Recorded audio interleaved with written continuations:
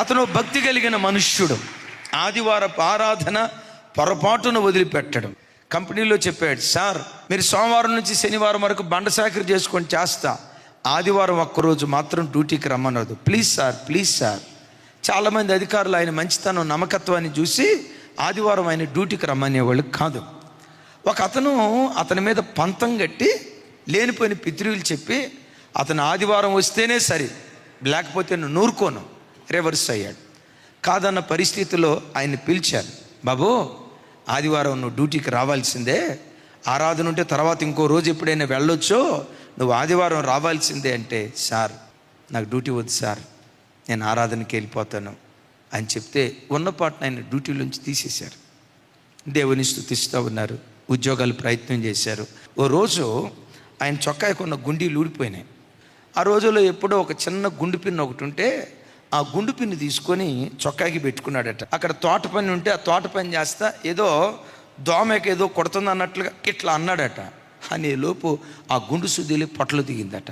ఓ చిన్న ప్రార్థన చేసుకున్నాడట, దేవా చొక్కాకి పెట్టుకునే ఈ గుండు పిన్ను గుచ్చుకోకుండా ఉండాలంటే ఏం చేస్తే బాగుంటుంది? ఏదైనా ఒక చిన్న ఐడియా నాకు ఇవ్వవా?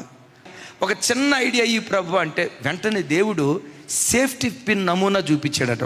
ఆ సేఫ్టీ పిన్, ఈ గుండు పిన్నును కాస్త ఇట్లా డిజైన్ చేయి, డ్రాయింగ్ ఈ డిజైన్ తీసుకెళ్ళి నిన్ను ఏ డ్యూటీలో నుంచి ఏ అధికారులు తీసేశారో వాళ్ళకి ఇచ్చేయి, పేటెంట్కి అమ్మేయి. కూర్చున్నాడు, డ్రాయింగ్ గీసాడు. ఆ డ్రాయింగ్ గీసుకొని ఏ ఉద్యోగంలోంచి తీసేశారో అక్కడికే వెళ్ళాడు.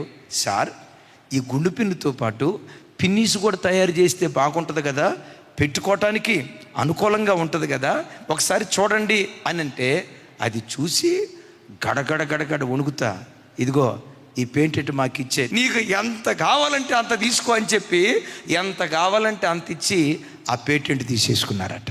వాళ్ళు అన్నారట, ఏ దేవుడిని ఆరాధిస్తున్నాడో ఆ దేవుడు ఈ బిడ్డను మర్చిపోలేదు.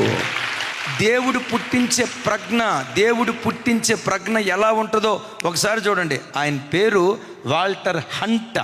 ఈ పిన్నీసు తయారు దీని నమూనా ఎప్పుడొచ్చిందో తెలుసా?